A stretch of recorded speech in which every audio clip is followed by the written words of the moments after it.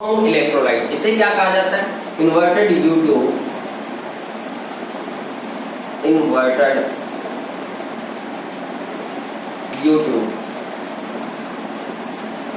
U shape की है इसलिए U-ट्यूब बोल दिया। और ये हमारा कहलाता है सोल्ट ब्रिज। क्या कहते हैं इसका नाम क्या है? सोल्ट ब्रिज, लवण सेतु। तो ये लवण सेतु, इसके अंदर हम एक स्ट्रॉन्ग इलेक्ट्रोलाइट भरते हैं, प्रबल विद्युत अपघट्य भरते हैं। अब प्रबल विद्युत अपघट्य क्यों भरा जाता है? प्रबल विद्युत अपघट्य जैसे KCl। प्रबल का अर्थ होता है कि जो पूर्ण रूप से आयनों में टूट जाता है। जैसे अगर हम KCl लेते हैं, ये 100% लिया है तो 100% का 100% ये K+ देगा और Cl- देगा।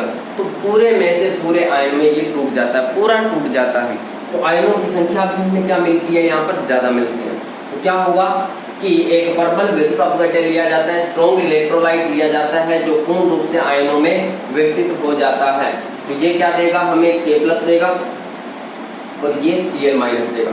और बहुत सारी, इसकी बहुत कम मात्रा ही हमें क्या देती है? बहुत ज्यादा आयंस देती है। क्यों? क्योंकि ये पूर्ण रूप से टूट जाता है ना। तो ऐसे ही अगर हम यहाँ देखें तो ये Cl- और ये K+, Cl- और K+। अब यहाँ पर कि इसके अंदर ये किस रूप में भरा रहता है? ये सेमी लिक्विड जेल के रूप में, मतलब कि अर्ध ठोस के रूप में भरा रहता है। जैसे हमारी जैसे कोलगेट वगैरह आती है, पेस्ट आता है, उसी प्रकार की फॉर्म में ये रहता है। और जैसे ही इसके अंदर भरा जाता है, यहाँ पर हम कॉटन लगा देते हैं, ये धीरे धीरे निकलेगा यहाँ से, है ना। अब जैसे ही इसके अंदर Zn+2 आयन आएगा, इसको पता चल जाएगा कि यहाँ पर एक पॉजिटिव चार्ज वाला आ चुका है। इस पॉजिटिव चार्ज वाले को न्यूट्रल करने के लिए उतने ही ये Cl- आयन है, नेगेटिव वाले आयन है, वो भेज देगा। पॉजिटिव वाले नहीं भेजेगा, पॉजिटिव में तो रिपल्सन होगा, नेगेटिव वाला आयन आ जाएगा सॉल्यूशन के अंदर। जैसे ही यहाँ से जिंक के रोड से Zn+2 आयन निकल कर आएंगे, Cl- है, वो इसको क्या कर देगा? न्यूट्रलाइज कर देगा, ZnCl बना लेगा।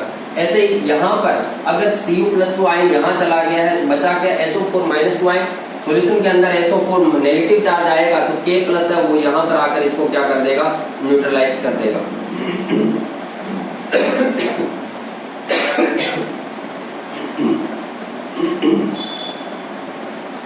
तो ये क्या कर देगा? इसको न्यूट्रलाइज कर देगा। देखिएगा KCl के साथ साथ में हम यहाँ पर KNO3 काम में ले सकते हैं, AgNO3 काम में ले सकते हैं। इसे सेमी लिक्विड जेल कहा जाता है या अगार अगार सॉल्यूशन भी कहा जाता है। अगर है ना, अगार अगार जेल। क्या हो रहा है? नेगेटिव वाला तो कहाँ आ रहा है? इस साइड में फ्लो कर रहा है, और पॉजिटिव वाला कहाँ आ रहा है? इधर आ रहा है। तो हम कहेंगे एनायन है, नेगेटिव वाले को एनायन कहते हैं, तो एनायन इधर मूव कर रहा है Cl-, और ये K+ है, वो क्या है? हमारा केटायन है, वो इस साइड में मूव कर रहा है। मूवमेंट देखिएगा, एनायन इधर मूवमेंट कर रहा है और केटायन इधर मूवमेंट कर रहा है। अभी तक हमने ये देखा कि सोल्ट ब्रिज को लगाते ही यहाँ पर ये आयंस हैं, वो क्या हो गया है? यहाँ पर अब ये इलेक्ट्रिकली न्यूट्रल रहेगा, ये सॉल्यूशन भी हमारा क्या रहेगा? इलेक्ट्रिकली न्यूट्रल रहेगा। और इलेक्ट्रिकली न्यूट्रल रहेगा उस कंडीशन में हम कहेंगे हमारा सेल है वो वर्क करता रहेगा, क्योंकि इलेक्ट्रॉन आसानी से इधर इधर मूवमेंट होता रहेगा और इलेक्ट्रॉन का मूवमेंट होता रहेगा, जिसके कारण हमारा सेल अच्छी तरह से वर्क करेगा। और उस कंडीशन में हम कह सकते हैं कि ये हमारा सेल यूजफुल वर्क में काम में आ सकता है। लेकिन यहाँ पर जो सोल्ट ब्रिज काम में लिया है, उसका काम क्या है, कार्य क्या है, उससे पहले हम कुछ चीजें और देखते हैं। देखिएगा, इसके ऊपर क्या आया? नेगेटिव चार्ज आया। क्या हो रहा है? ऑक्सीडेशन हो रहा है। और जहां पर ऑक्सीडेशन होता है उसे हम कहते हैं एनोड। ध्यान रखिएगा, आज तक जो आपने पढ़ा है वो ये पढ़ा होगा कि एनोड पर पॉजिटिव चार्ज होता है और कैथोड पर क्या होता है, नेगेटिव चार्ज होता है, लेकिन ऐसा नहीं होता है। आपको ये याद रखना है कि जहां ऑक्सीडेशन होता है वो क्या कहलाता है, हमारा एनोड कहलाता है। अभी तक 10th में आपने यही पढ़ा होगा कि जो पॉजिटिव चार्ज वाला है वो एनोड है और नेगेटिव चार्ज वाला हमारा क्या रहेगा, कैथोड रहेगा। लेकिन आपको ये याद रखना है कि जहां ऑक्सीडेशन होगा वो हमारा एनोड होगा और जहां रिडक्शन होगा वो हमारा क्या होगा, कैथोड होगा। यहाँ देखिएगा क्या हो रहा है, ऑक्सीडेशन हो रहा है, किसका हो रहा है, जिंक का ऑक्सीडेशन हो रहा है, और जिसका ऑक्सीडेशन हो रहा है उसे हम कहते हैं एनोड। तो ये हमारा क्या बन जाएगा, एनोड। इसका क्या हो रहा है, रिडक्शन हो रहा है, कॉपर रोड का रिडक्शन हो रहा है, तो ये हमारा क्या बन जाएगा, कैथोड। देखिएगा इसके ऊपर क्या है, नेगेटिव चार्ज है, क्योंकि इस रोड के ऊपर नेगेटिव चार्ज आ रहा था, तो एनोड यहाँ पर किसका लिया जाता है, नेगेटिवली चार्ज होता है। एनोड पर चार्ज क्या होता है, यहाँ पर नेगेटिव। आज तक हमने क्या पढ़ा, पॉजिटिव, लेकिन हम ये देखेंगे ऑक्सीडेशन कहाँ हो रहा है, ऑक्सीडेशन इसके ऊपर हो रहा है। ऑक्सीडेशन अगर इधर हो रहा है तो ये हमारा क्या हो जाएगा, एनोड, और यहाँ पर क्या हो रहा है, रिडक्शन हो रहा है। और रिडक्शन होता है तो इलेक्ट्रॉन आ रहे हैं, इलेक्ट्रॉन आ रहे हैं तो इसके ऊपर चार्ज क्या रहा होगा, पॉजिटिव चार्ज। ये आपको बताया ये पॉजिटिव, कैथोड यहाँ पर पॉजिटिव लिया जाता है और एनोड यहाँ पर नेगेटिव लिया जाता है ना।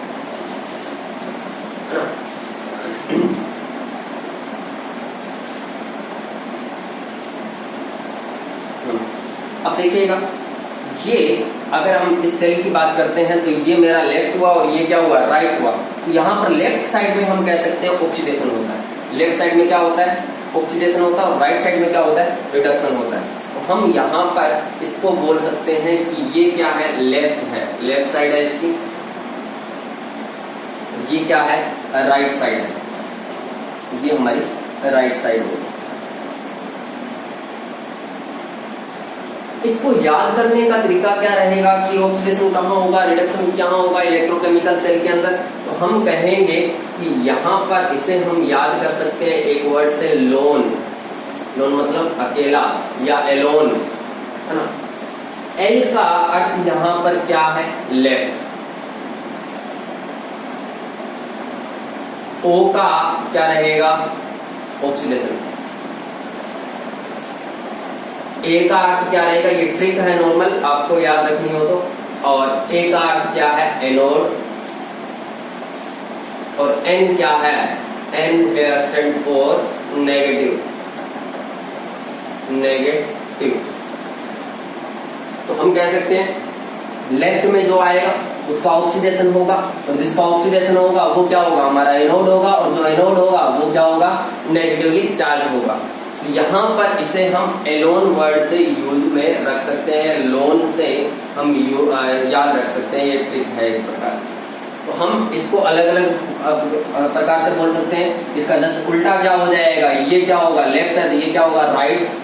ये ऑक्सीडेशन हो रहा है तो यहाँ पर क्या होगा, रिडक्शन। ये एनोड है तो ये क्या होगा, कैथोड। ये नेगेटिव है तो ये क्या होगा, पॉजिटिव। तो हम कहेंगे कि ये जो हमारा सेल बना है वो लेफ्ट साइड में, इसलिए हम इसे, अगर हम इसको बीच में से काट दें तो आधा ये हो गया और आधा ये हो गया, तो हम इसे आधा सेल बोलते हैं, और इसे भी क्या बोलते हैं, अर्ध सेल बोलते हैं। तो ये वाला क्या रहेगा हमारा लेफ्ट साइड में, इसलिए हम क्या बोलते हैं इसे लेफ्ट, और आधा है इसलिए क्या बोलेंगे, हाफ सेल। एक तो ये बोल सकते हैं। क्या हो रहा है, ऑक्सीडेशन हो रहा है, ऑक्सीडेशन हो रहा है कौन सी साइड में, हाफ साइड में, तो ऑक्सीडेशन हाफ सेल। एनोड है इसलिए हम ये बोल सकते हैं कि एनोड हाफ सेल। या क्या हो रहा है, नेगेटिव है तो इसे हम बोल सकते हैं नेगेटिव हाफ सेल। ऐसा ही जस्ट उल्टा कि ये हमारा लेफ्ट साइड में था तो ये क्या हो जाएगा, राइट साइड में, तो इसे हम कह सकते हैं राइट हाफ सेल। ये हमारा क्या ऑक्सीडेशन हो रहा है तो इसे हम क्या कह सकते हैं, रिडक्शन हाफ सेल, ये हमारा क्या एनोड है, तो ये हमारा क्या हो जाएगा, कैथोड हाफ सेल, और ये हमारा नेगेटिव है तो ये क्या हो जाएगा, पॉजिटिव, पॉजिटिव हाफ सेल।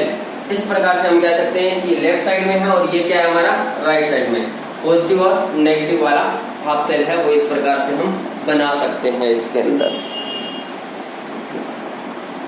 और देखिएगा इसके अंदर क्या होगा, तो ये हमारे पास में दो सेल आ गए कि एक नेगेटिव वाला और एक क्या बन गया, पॉजिटिव वाला। नेगेटिव वाले में ये आधा सेल बन गया और ये पॉजिटिव वाला क्या बन गया हमारा, आधा सेल बन गया है।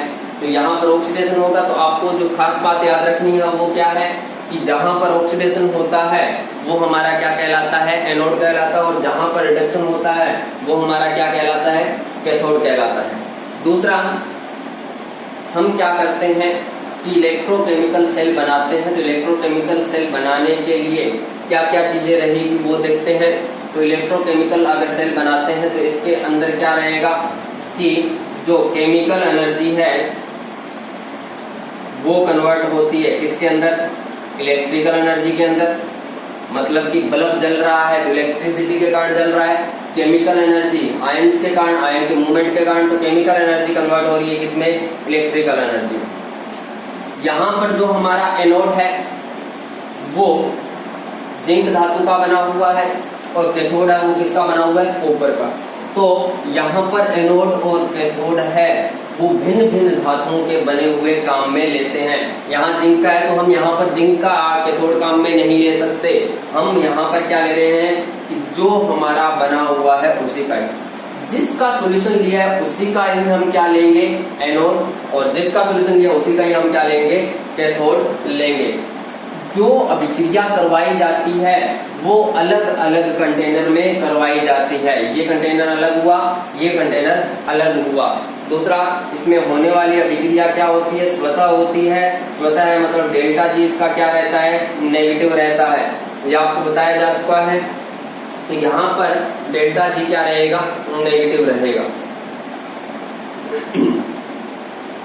जहां ऑक्सीडेशन होगा वो एनोड और जहां रिडक्शन होगा वो हमारा क्या कहलाएगा, कैथोड कहलाएगा। अब देखिएगा लवण सेतु का कार्य क्या है। यहाँ पर लवण सेतु का कार्य, ये बहुत इंपॉर्टेंट क्वेश्चन है, बोर्ड में बहुत बार एग्जाम में पूछा जाता है। कभी कभी तो ये बोल देता है कि इलेक्ट्रोकेमिकल सेल का डायग्राम बनाइएगा, तो अपने तो बहुत बड़ा डायग्राम बना दिया। वैसे इसमें मतलब कि थोड़ा बहुत कम भी चल जाएगा कि बस आपको एनोड बनाना है, कैथोड बनाना, और इस प्रकार से डायग्राम बना के आप इसको सोल्व कर सकते हो। अब क्या हुआ कि देखिएगा कि आयंस हैं वो किस साइड में मूवमेंट करेंगे, जो हमने लवण सेतु के अंदर काम में लिए हैं। एनाइन किस साइड में जा रहा है, एनोड की ओर जाएगा। लवण सेतु के अंदर जो एनाइन होगा वो कहाँ जाएगा, एनोड की ओर, और कैटाइन है वो किसकी ओर जाएगा, कैथोड की ओर। कैसे याद रखोगे, एनाइन का ए से स्टार्ट होता है और एनोड भी कहाँ से स्टार्ट होता है, ए से स्टार्ट होता है, तो ए वाला ए की तरफ जाएगा, मतलब कि एनाइन एनोड की तरफ, और सी कैटाइन और कैथोड, तो कैथोड भी सी से स्टार्ट, और जो कैटाइन है वो भी सी से, तो सी वाला सी की तरफ, मतलब कि कैटाइन कैथोड की तरफ जाएगा।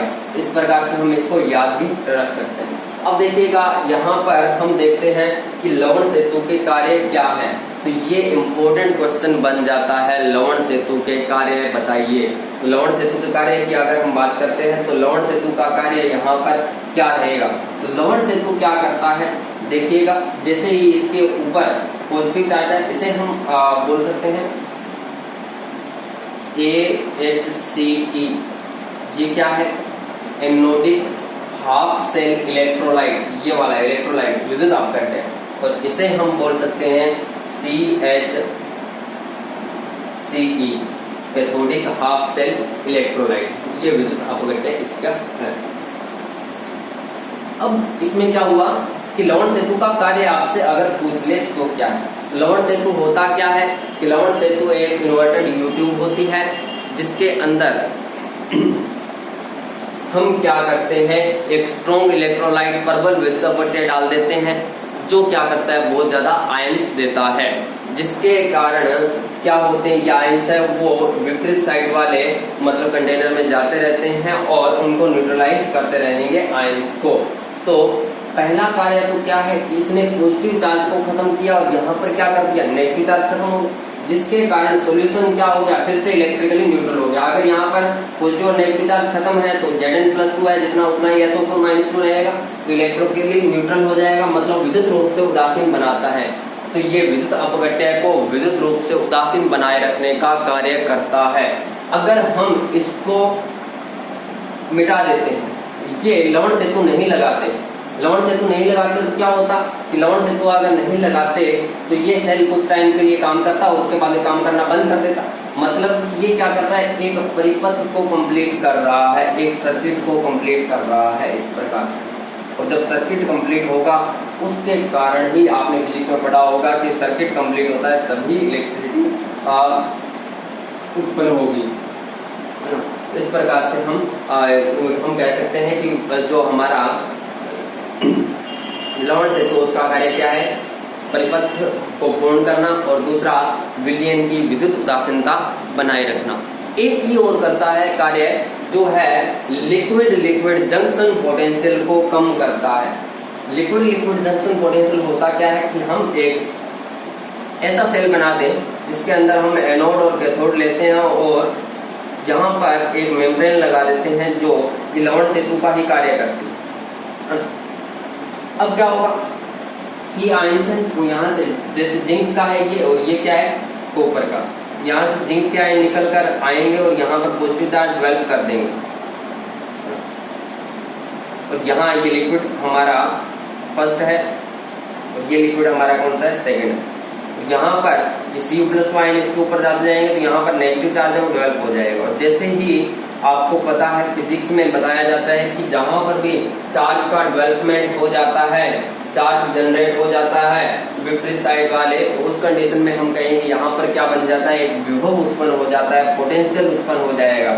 तो ये पोटेंशियल अगर उत्पन्न हो जाएगा तो हमारा सेल के वर्किंग पर इफेक्ट पड़ेगा और इसको हमें कम करना हो, इसको पॉजिटिव को हटाना हो, नेगेटिव को हटाना हो, तो हम क्या लगा देते हैं, लवण सेतु, जो इसके पॉजिटिव चार्ज को खत्म कर देगा और इसके नेगेटिव चार्ज को खत्म कर देगा। तो मतलब कि दो लिक्विड, एक लिक्विड ये एक लिक्विड ये, इनके बीच में एक जंक्शन मतलब जहां पर संधि हो रही है, तो द्रव द्रव संधि को ये क्या करता है, कम करता है। लिक्विड लिक्विड जंक्शन पोटेंशियल को ये क्या कर देता है, कम कर देता है। इतना ज्यादा आपके काम का ये नहीं है।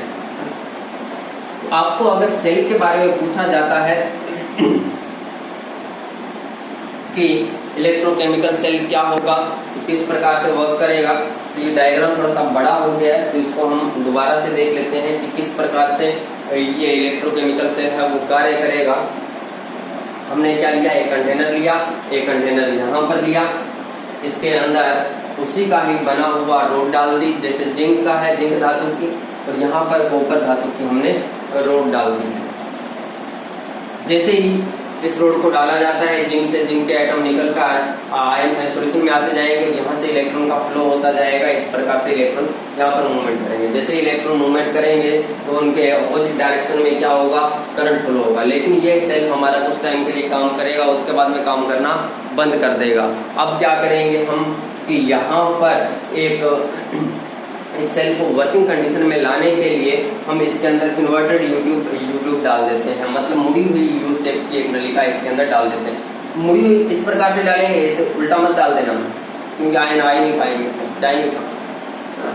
तो ये इन्वर्टेड यूट्यूब जिसे हम कहते हैं सॉल्ट ब्रिज, ये क्या करता है, परिपथ को पूर्ण करता है, विलयन की विद्युत उदासीनता बनाए रखता है और लिक्विड लिक्विड जंक्शन पोटेंशियल को क्या कर देता है, कम कर देता है। तो ये हमारा इलेक्ट्रोकेमिकल सेल हुआ और इलेक्ट्रोकेमिकल सेल के बारे में आगे हम थोड़ा बहुत और देखेंगे। Thank you.